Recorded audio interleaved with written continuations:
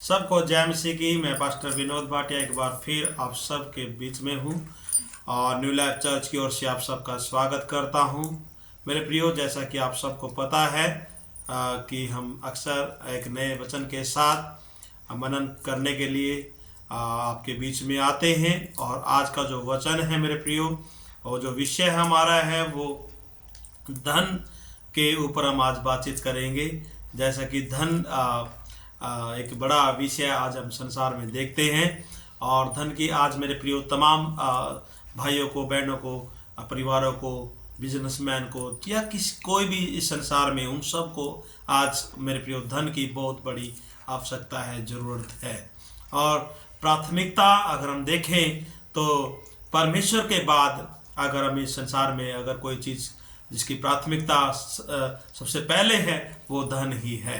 जो धन जो हमें नौकरी दे सकता है, ओहदा दे सकता है, मेरे प्रियो रुतबा दे सकता है, वो सुख सुविधाएं हमें उपलब्ध करा सकता है इस संसार में, जो इस संसार के धनवान लोगों को मिला हुआ है।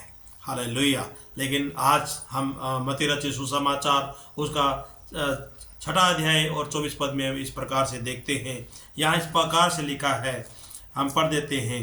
इसलिए कोई मनुष्य 2 स्वामियों की सेवा नहीं कर सकता, क्योंकि वह एक से बैर दूसरे से प्रेम रखेगा, या एक से मिला रहेगा और दूसरे को तुच्छ जानेगा। तुम परमेश्वर और धन दोनों की सेवा नहीं कर सकते। हालेलुया। जैसा कि मेरे प्रियो इन पदों में बताया गया है कि एक सेवक, एक दास 2 स्वामियों की सेवा नहीं कर पाता है। वो एक से मिला रहेगा, दूसरे से बैर करेगा। एक की सेवा करेगा तो दूसरा उससे खिन्न हो जाएगा, दुखी हो जाएगा कि आप मेरी सेवा कम करते हैं, उसकी सेवा ज़्यादा करते हैं। लेकिन मेरे प्रियो, अंतिम भाग जो विशेष तौर पे यहाँ पे लिखा है वो हमारे लिए बहुत ही ज़्यादा हमारे लिए ज़रूरत है कि उसको हम समझें। तुम परमेश्वर और धन दोनों की सेवा नहीं कर सकते। हालेलुया। हम परमेश्वर की और धन की सेवा नहीं कर सकते। मेरे प्रियो, जितने भी आज हम देखते हैं मसीह जगत के अंदर धन के पीछे जो हम देखते हैं, बहुत ज़्यादा कह सकते हैं कि अंधाधुंध होकर के आप दिन रात एक करके लोग अपने लिए पैसा बटोर रहे हैं। और मैं ये नहीं कहता कि आप धन ना बटोरें या आपको धन नहीं बटोरना चाहिए, लेकिन मेरे प्रियो, जैसा प्रभु यीशु मसीह ने इस बारे में जिक्र किया है धन के विषय में, कि वो हमें बताना चाहता है कि संसारिक धन के साथ हम आत्मिक धन को भी बटोर लें। इस संसारिक धन के साथ हम ज़्यादा इसको प्राथमिकता अपने जीवन में ना दें, बल्कि परमेश्वर जो सर्वोपरि है, जो आपका इस संसार में आत्मिक धन को सुरक्षित रख सकता है, उसके बारे में हम ज़्यादा चिंतित हों।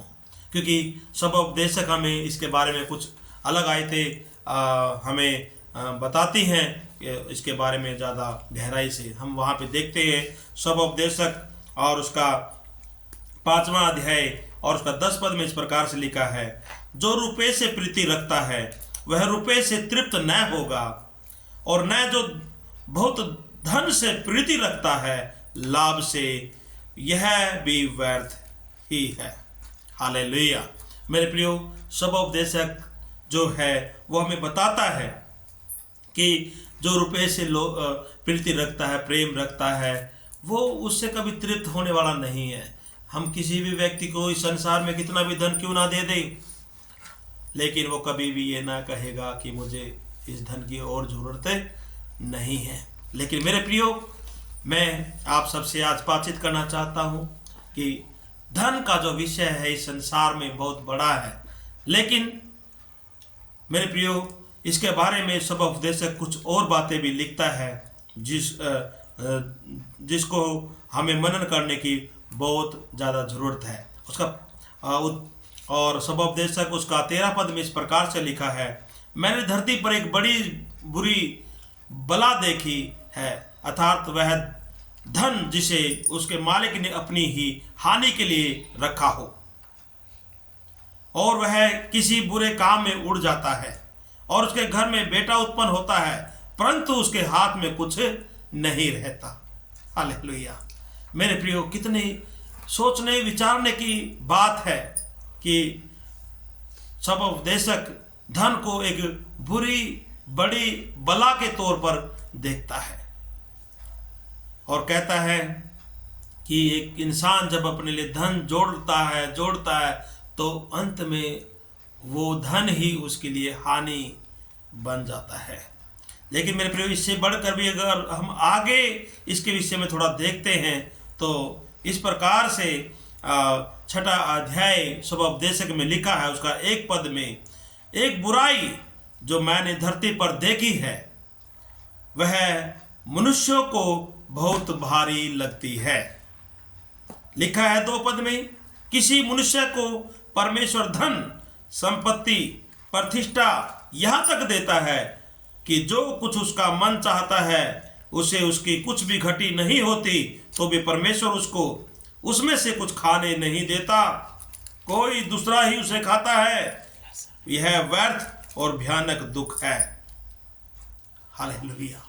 मेरे प्रियो, सब उपदेशक जो है वो बार बार इस बारे में बताना चाहता है, और जैसा कि हम इसके बारे में सब उपदेशक की किताब के बारे में मेरे प्रियो वचन बताता है कि सब उपदेशक जो है वो सुलेमान के द्वारा लिखा गया एक हम कह सकते हैं खुलासे का पत्र है। जो सुलेमान, अगर सुलेमान के जीवन पर दृष्टि देखें तो मेरे प्रियो वचन बताता है कि वो इतना धनवान था, उसके समान कोई दूसरा धनवान नहीं था। हजारों टन सोना, चांदी, हीरे जवाहरात, सराफें, सब कुछ तो था उसके पास, और सब कुछ उसे बहुतायत से परमेश्वर ने दिया भी था। लेकिन वो उन सारी चीजों का भोग करके अंत में वो इस निश्चय पर पहुंचता है कि धन जो है वो उसके जीवन में उसकी प्राथमिकता कुछ भी नहीं है। लेकिन मेरे प्रियो, यहाँ पे हम देखते हैं कि किस प्रकार से जो धन के बारे में हम देखते हैं कि किस प्रकार से सुलेमान बहुत गहराई से इन पदों को लिखता है। इसलिए मेरे प्रियो, जितने भी मेरे प्रियो आज न्यू लाइफ चर्च के अंदर जितने भी धनवान हैं और जितने भी लोग, भाई बहन, परिवार इस वीडियो को सुनते हैं, इन पदों को जब आप व्यक्तिगत तौर पे मनन करते हैं तो मेरे प्रियो, आपको एक बात को याद रखना जरूरी है कि परमेश्वर जो इस धन का भी बनाने वाला परमेश्वर है, धन की आशीष देने वाला भी परमेश्वर है। मेरे प्रियो, अगर वो हमें आशीष ना दे तो जो हमारे पास धन है उसका क्या लाभ। इसीलिए आप परमेश्वर के लिए अपने जीवन में निर्णय लें और प्रभु को पहला स्थान दें। धन को, तमाम संसारिक चीज़ों को आप दूसरे स्थान पर रख करके परमेश्वर को महिमा दे सकते हैं। लेकिन ये मेरे प्रियो इतना आसान नहीं है कि आप परमेश्वर को अपने जीवन में पहला स्थान दें और धन को दूसरा स्थान। निर्णय आप पर है, आप जैसा चाहें वैसा कर सकते हैं। लेकिन इस बात को आप ध्यान में रखें कि इन तमाम बातों का जो न्याय है परमेश्वर अंतिम दिनों में कर देगा।